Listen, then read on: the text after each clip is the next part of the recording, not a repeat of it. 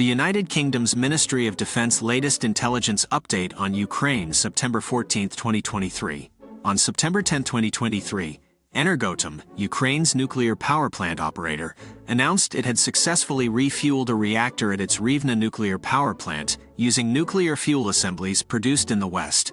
Prior to Russia's full-scale invasion in February 2022, all of Ukraine's nuclear power plants relied on Soviet-era reactors and Russian fuel supplies. Since the invasion began, Ukraine has accelerated efforts to diversify its nuclear fuel sources and reduce dependence on Russia. The successful installation of Western-supplied nuclear fuel at Rivne represents a major milestone in Ukraine's long-term energy security and independence from Russia.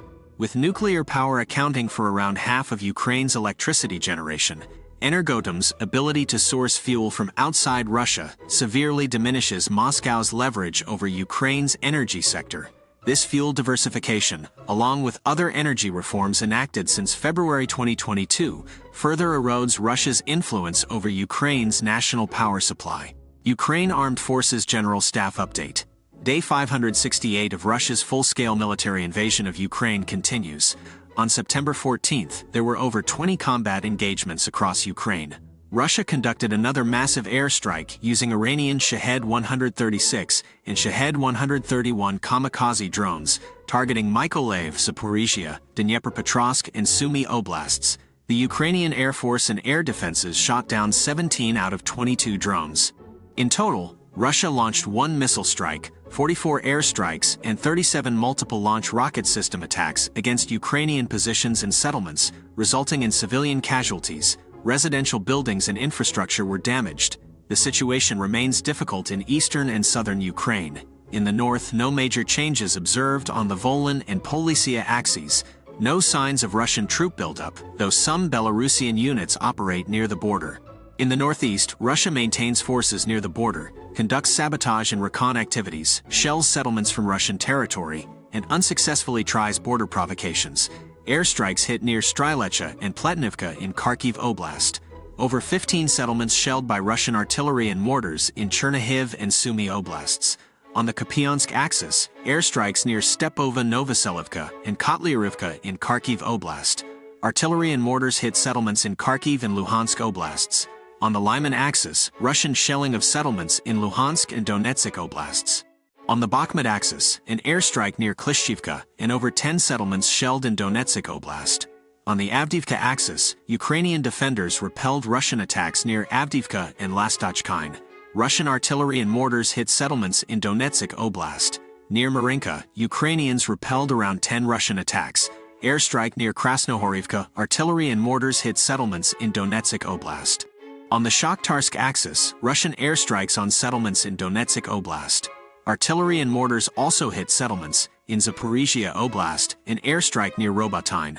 Artillery and mortars hit over 15 settlements. In the south, Russian artillery and mortars hit settlements in Kherson and Dnipropetrovsk oblasts.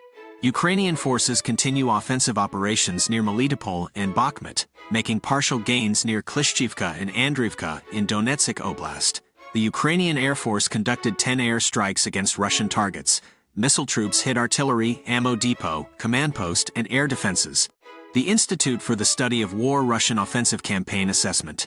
On September 14th, Ukrainian forces continued offensive operations west of Zaporizhia Oblast and around Bakhmut, reportedly making gains south of Bakhmut. The Ukrainian General Staff reported unspecified partial successes near Bakhmut, Klishchivka, 7 kilometers southwest of Bakhmut, Andriivka, 10 kilometers southwest, and Kurdyumivka, 13 kilometers southwest. Deputy Defense Minister Hanna Maliar prematurely announced the liberation of Andriivka, but later clarified heavy fighting continues there.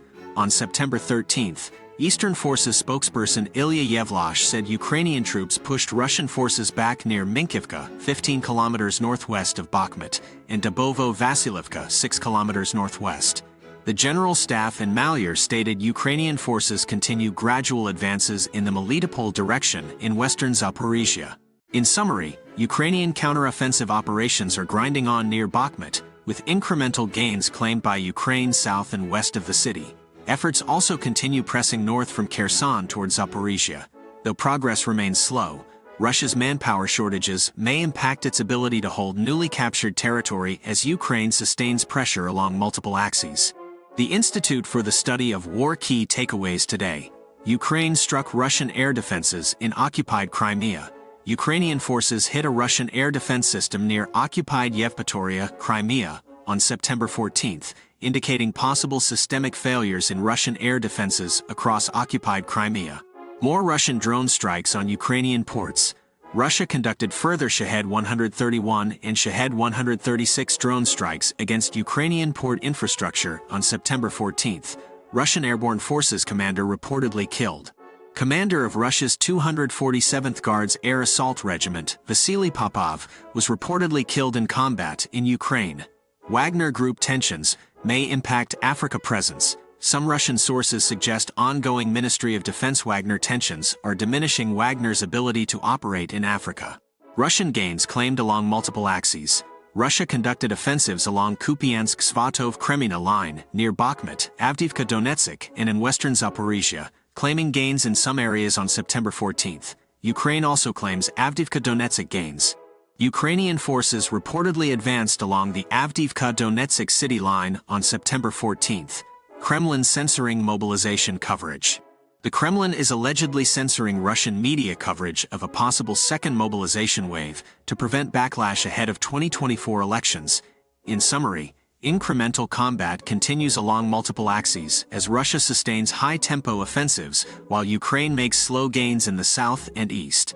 Meanwhile, the Kremlin seems increasingly concerned about controlling public perceptions of the war.